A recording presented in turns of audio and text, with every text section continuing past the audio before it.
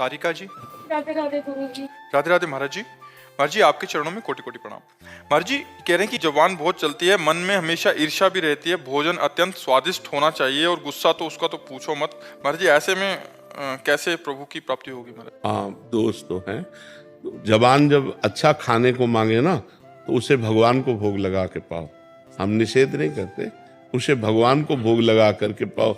जो बहुत प्रिय वस्तु हो, कि जैसे गुलाब जामुन बहुत प्रिय, तो हम गुलाब जामुन खरीदा और भोग लगाया और थोड़ा लिया और बांट दिया, खत्म हो जाएगी। जो आपकी जबान की मांग है ना वो शांत हो जाएगी, भगवान की कृपा हो जाएगी। आप ऐसा कीजिए, जो बहुत प्रिय नहीं है वो तो भोग लगा के पा लीजिए, और जो बहुत प्रिय कि यार ये तो हमें बहुत प्रिय है, फिर उसको भोग लगाइए और भोग लगा के थोड़ा लीजिए और बांट दीजिए, पशु पक्षियों में बांट दीजिए। उससे तुम्हारी आसक्ति नष्ट हो जाएगी। और बोलने की बात में मौन रहिए, व्यर्थ में क्यों बोलो। तो ये कुछ बोलते हैं ना गुरु जी, जैसे किसी ने मुझे बोला और मैंने वो काम नहीं किया तो बहुत ज्यादा आर्ग्यूमेंट हो जाती है। अपने आप को सही प्रूव करना कि नहीं मैंने नहीं किया ये। वो एक बार बोल दिया और नाम जप करो, वो नाम जप प्रमाणित कर देगा। एक बच्चा जो आगे चलकर संत हुआ, तो आगे की सीट में बैठा हुआ था, पीछे की सीट वाले ने 50 रुपए किसी बच्चे के ले लिए, बगल वाले के चुरा लिए, और उसको आभास हुआ कि सामने वाले बच्चे ने चुराया। और वो बहुत नाम जापक बच्चा था, आगे चलकर बहुत बड़ा संत बना। तो नाम जापक बच्चा था, तो टीचर ने कहा कि खड़े हो, तुमने 50 रुपए चुराए? तो उसने एक बार केवल कहा, नहीं मैंने 50 रुपए नहीं चुराए। उनका चुराया, कई थप्पड़ मारे उनके। फिर बोलो, वो बोला ही नहीं, नाम जप करता रहा। कई थप्पड़ फिर मारे, बोलो, वो नहीं बोला, नाम जप करता रहा। चलो बैठो, बैठा दिया। जो ही बैठाला, सो एक बच्चा जो देख रहा था उसने कहा, गुरुजी इन्होंने नहीं लिया, इसने लिया, हमने देते देखा है, और 50 रुपया निकल आए। अब गुरुजी को बड़ा पश्चाताप हुआ। तो उनका, तुम्हें इतना पीटा, तुमने दोबारा क्यों नहीं कहा?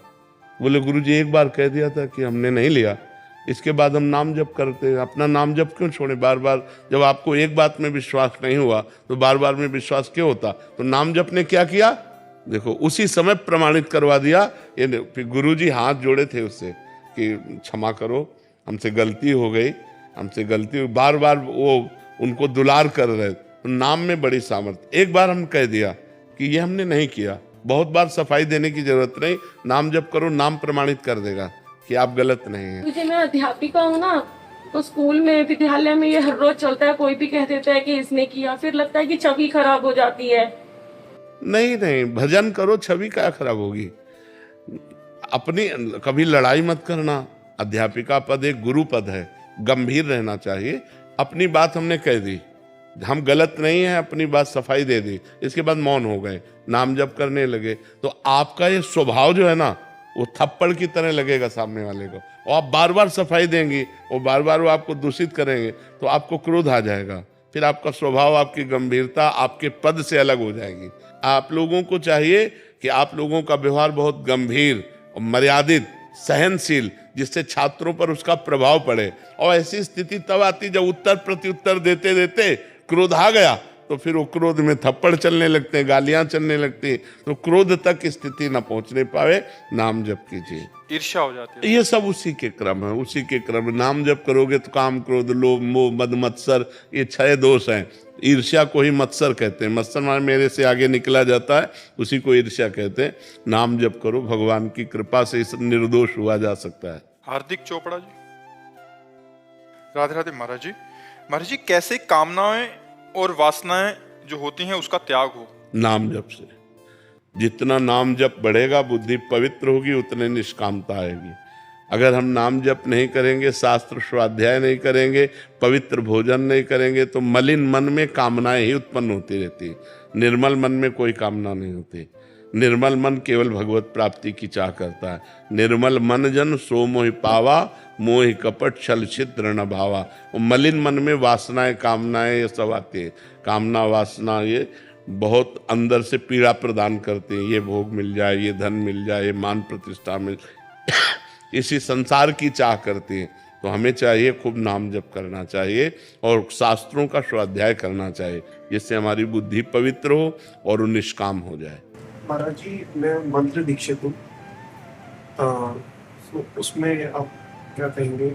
जो पवित्र अवस्था में हमारे वस्त्र पवित्र हैं, हम स्नान आदि किए, तो हम मंत्र जप करें, और जब हम अपवित्र अपने को समझ रहे हैं शरीर आदि के द्वारा, तो फिर हम नाम जप करें। पवित्रता में गुरु मंत्र जपा जाता है और अपवित्र अवस्था में नाम जपा जाता है, दोनों बराबर ही हैं। तो जब पवित्रता हो तो गुरु मंत्र जपें, और जब शरीर अपवित्र का अनुभव करा रहा है, जैसे मुंह जूठा है, लघु शंका करके आए हैं, आचमन नहीं किए, शौच करके आए, कपड़ा नहीं धुले, तो फिर हमें नाम जप करना चाहिए। उस समय गुरु मंत्र जप नहीं करना चाहिए। ईशिका जी कानपुर से। श्री राधा वल्लभ श्री हरिवंश महाराज जी। महाराज जी, हमने आपके सत्संग में सुना है कि जब कोई उपासक भगवत प्राप्त कर लेता है तो उसकी 21 पीढ़ियां तर जाती हैं। महाराज जी, अगर उसकी पीढ़ी में ही कोई फिर वर्तमान में या आगे पापाचरण करे तो उसको भी क्या गति प्राप्त होगी? हो जाएगी। सो तो सरकारी है ना, सरकारी है, जब पास तो पास हो गया, फिर क्या। अगर कोई गलत भी हुआ तो भी निकल जाएगा। वो भगवत प्रसाद से उस महाभागवत के घर में जन्म लिया, इसलिए पापी होने पर भी भगवत प्राप्त हो जाएगा। स्त्री साधक की मायके वाली होती है या ससुराल वाली पीढ़ी? अगर कोई स्त्री साधक भगवत प्राप्त कर लेती है तो 2 पीढ़ियां होती हैं। एक होती जैसे मायके की मातृपक्ष की, और एक होते पितृ पक्ष की। दोनों में कल्याण होगा, क्योंकि वो जिस घर से आई है वो माता पिता तो उसके हुए ना वो, और जिस घर में गई है उस परिवार में भी प्रकाश करेगी। इसीलिए स्त्री बहुत जोरदार पक्ष होता है कि वो दोनों वंश को उजागर करती है।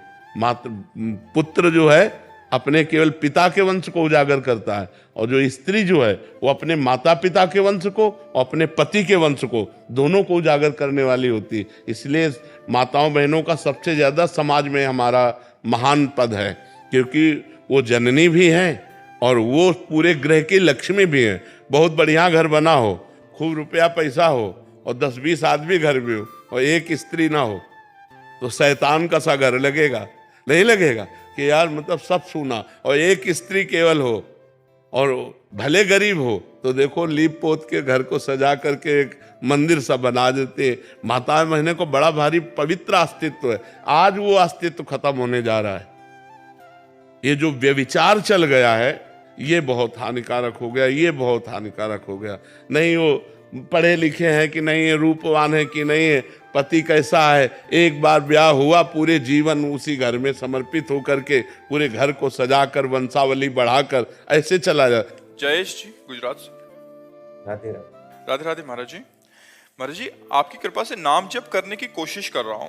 मेरा प्रश्न है कि नाम जप करते हुए हर एक घंटे में 3-4 बार ये बोलें कि मैं जड़ शरीर नहीं हूँ, मैं सच्चिदानंद घन स्वरूप हूँ, मैं कर्ता भोक्ता नहीं हूँ, मैं मात्र दृष्टा हूँ। बोलने की जरूरत नहीं, ये बोलने से नहीं आएगा, बोलने से नहीं। ये स्थिति आती है, जब तक अज्ञान का नाश नहीं होगा, अविद्या का नाश नहीं होगा, तो हम कहते रहेंगे यही, लेकिन हम बने शरीर ही रहेंगे। शरीराभिमान पुष्ट होता रहेगा। ये कहने से नहीं जाता, ये ज्ञान होने से जाता है। तो जितना नाम जप करेंगे, शास्त्र स्वाध्याय करेंगे, पवित्र भोजन करेंगे और पवित्र आचरण करेंगे। अगर आचरण गलत है, भोजन गलत है, तो फिर नहीं। आचरण पवित्र होने चाहिए, भोजन पवित्र होना चाहिए, नाम जप होना चाहिए, परोपकार होना चाहिए। तो धीरे धीरे देहाभिमान गलित होता है। जब देहाभिमान गलित होता है, तब यह अनुभव होता है कि मैं शरीर नहीं हूँ, मैं भगवान का दिव्य अंश हूँ, भगवत स्वरूप हूँ। ये अनुभव का विषय होता है। ये न प्रवचन का विषय होता है, न बोलने का विषय होता है। ये अनुभव गम्य भजें जे संता, ये अनुभव का विषय होता है। तो खूब नाम जप करो, धीरे धीरे ऐसा अनुभव हो जाएगा। जब दुख मिले तो उस समय प्रयोग करो, जब भोग रहे हो उस समय प्रयोग करो कि मैं शरीर नहीं हूँ, मैं इंद्रियां नहीं हूँ, ये मायाकृत हैं, और मैं चिदानंद हूँ, मैं भगवत स्वरूप हूँ ना। उस समय ये विचार का विषय है, कहने का विषय नहीं, विचार का विषय है। जब हमारा अपमान हो रहा हो तब हम विचार के द्वारा दुखी ना हो, जब हमारा सम्मान हो रहा हो तो हम विचार के द्वारा सुखी न हो। दुखी और सुखी होना ये मायाकृत है, और आनंद और प्रसन्न होना ये भागवतिक है। तो इसलिए हम भगवान के चिंतन में आनंदित रहें, मायाकृत सुख दुख में ना फिसलें। रवि कुमार जी गोरखपुर से। राधे राधे महाराज जी। महाराज जी, क्या हम किसी नित्य लीला प्रविष्ट अप्रकट संत को अपना गुरु मान सकते हैं? क्या उनकी बताई साधना से भगवत प्राप्ति हो सकती है? लेकिन हम चल नहीं पाएंगे ना। हमको प्रकट में शासन की भी आवश्यकता है और दुलार की आवश्यकता है। अब वो तो भगवान में लीन हो गए, अब हमारा शासन कौन करेगा? हमें दुलार कौन करेगा? हमें प्रकट में माँ की तरह गुरुदेव चाहिए, जिनके चरणों में बैठकर हम अपनी कमियों का निवेदन कर सकें, उनसे बचने का उपाय प्राप्त कर सकें, और जिनसे हमें भय हो कि अगर हमें गलती हो गई तो गुरुदेव सभा में डांटेंगे, गुरुदेव हमको दंड देंगे, गुरुदेव हमसे बेरुखी कर लेंगे। हमको ऐसा जीवन बनाना है कि मेरे गुरुदेव प्रसन्न रहें और उनके चरणों में जाके बैठ पावें। नहीं तो भगवान को किसी ज्ञान की आवश्यकता है क्या? लेकिन उन्होंने संदीपनी जी को गुरु बनाया, वशिष्ठ जी को गुरु बनाया, और आप नीचे बैठे, उनको ऊपर बैठाया। जिनकी श्वासों से वेदों का प्रादुर्भाव होता है, उन भगवान को विद्या अध्ययन की क्या जरूरत है? लेकिन उन्होंने भी प्रगट में गुरु बनाया ना। तो हमें लगता है कि हमें प्रगट में गुरु बनाना चाहिए, और नित्य लीला जो प्राप्त महापुरुष हैं उनके वचनों को पढ़ना चाहिए, उनकी आज्ञा का पालन करना चाहिए।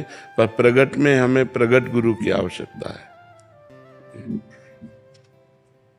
भगवान दास जी कबीर पंथी। महाराज जी, आप कह रहे हैं कि आप कहीं विधायक हैं, वहाँ सेवा मुझे जनता की करनी पड़ती है, मैं अधिकतर समय उसी सेवा में गुजर जाता है। मुझे एहसास होता है कि जो समय मुझे परमार्थ में देना चाहिए वो मैं देने में असमर्थ हो रहा हूँ। तो महाराज जी, मुझे क्या करना चाहिए? हाँ, वो परमार्थ बना लीजिए। व्यवहार को परमार्थ बना लिया जाता है, क्योंकि व्यवहार को हमें करना ही पड़ेगा। मान लो आप तो विधायक हैं, पर किसी के पिता भी हैं, किसी के पति भी हैं, किसी के पुत्र भी हैं, किसी के भाई हैं। ये सब धर्म है। भ्रातृ धर्म, पति धर्म, पुत्र धर्म, ये भी धर्म है। अब इनका भी पालन करना है। तो अब इनका अगर पालन नहीं किया जाए तो अधर्म हो जाएगा। तो आपको तो बड़ी सेवा मिल गई कि हजारों आदमियों की सेवा करनी है।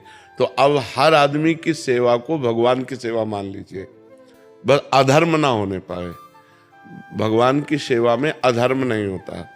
तो जैसे हम किसी व्यक्ति से मिले और वो व्यक्ति का सहयोग करना है, तो हम पहले उस व्यक्ति को भगवान के रूप में देखते हैं कि इसमें भगवान विराजमान है और ये मेरी भगवान की सेवा होगी। इस व्यक्ति की जो हम सेवा करेंगे वो भगवान की सेवा होगी। और नाम जप करें और पापाचरण ना करें। विधायक पद का अभिमान ना रखें। ये भाव रखें कि भगवान ने मुझे हजारों की सेवा का पद दिया है, मैं सेवक हूँ, समाज सेवक हूँ, मैं स्वामी नहीं हूँ। अगर अभिमान रहित होकर और ऐसा आप करेंगे तो यही आपकी भक्ति बन जाएगी और यही आपको भगवान की प्राप्ति करा देगी। पर शराब न पिए, पराई स्त्री से व्यभिचार न करे, घूसखोरी न करे, तो ये आपकी पूजा बन जाएगी और यही पूजा आपको भगवान की प्राप्ति करा देगी। अलग से पूजा करने की जरूरत नहीं है। समाज में भगवान विराजमान है। सिय राम में सब जग जानी, करो प्रणाम जोर जुग पानी। सब में भगवान विराजमान है। जैसे हीटर में बिजली विराजमान है, फ्रिज में विराजमान है, पंखे में विराजमान है। करण के कारण अलग अलग उसका प्रभाव दिखाई देता है, पर बिजली तो एक ही है ना। ऐसे ही कोई दुष्ट स्वभाव वाला है, कोई अच्छे स्वभाव वाला है, कोई मध्यम स्वभाव वाला है, लेकिन सब में पावर भगवान विराजमान है। उन्हीं भगवान को लक्ष्य करके हम सेवा करें। जब कोई पदाभिमानी हो जाता है तो उससे पापाचरण होने लगता है। तो जब हम पद का अभिमान धारण कर लेते हैं तो हमसे गलतियां हो जाती हैं। और जब हम पद का सेवा में प्रयोग करते हैं तो विधायक कोई पद थोड़ी, और आगे पद है। आगे पदों में भगवान उन्नति करवाएंगे, आपको बड़ी सेवाएं दे लाएंगे। यदि आप छोटी सेवा 100 रुपया सही खर्चा कर देना तो पिता 1000 देने की सामर्थ्य रख लेता है। तो 1000 सही खर्चा तो 1 लाख का अधिकारी बना देता है। तो सबसे बड़ा पद है भगवान का परम पद। जिसे परम पद कहते हैं। यदि इन छोटे छोटे सांसारिक पदों का ठीक निर्वाह करें तो भगवान परम पद दे देंगे। वो करुणामय है। तो नाम जप करो, गंदे आचरण मत करना और समाज की सेवा की भावना रखना। अपने को जो सबसे छोटा समझता है वही महान बनता है। त्रणादपि सुनी चेन तरोरु सहिष्णुना। जो अपने को सबसे छोटा समझता है वो महान बन जाता है। जो अपने को बड़ा समझता है उसे भगवान गिरा देते हैं।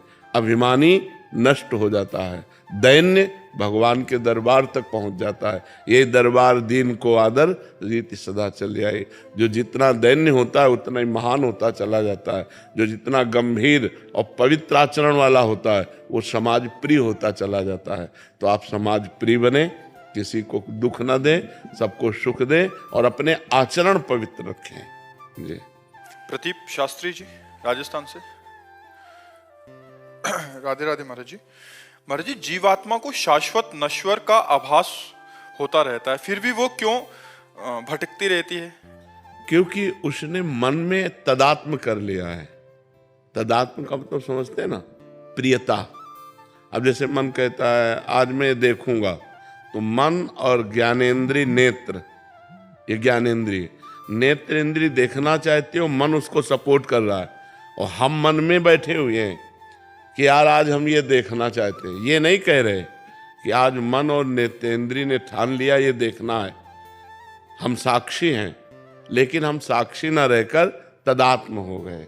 मन में इतनी ममता कर ली, इतना प्यार कर लिया कि जो मन कहता है वो मैं मान। बोले आज ये खाने की इच्छा है, तो रसेंद्रिय और मन मिल गया और इसके साक्षी आप हैं। लेकिन आप साक्षी न रहकर स्वयं भोक्ता बन गए कि आज मुझे ये खाना है। अब आप फंस गए। अब आप अविनाशी होते हुए भी आपका विनाश होगा।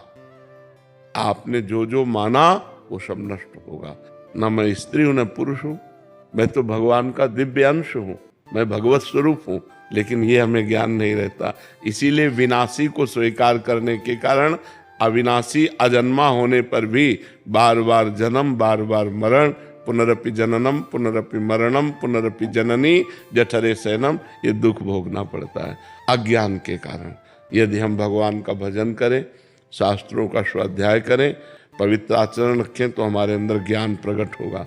तो फिर हम विनाश से बच सकते हैं। हमारा जो स्वरूप है वो अविनाशी स्वरूप है।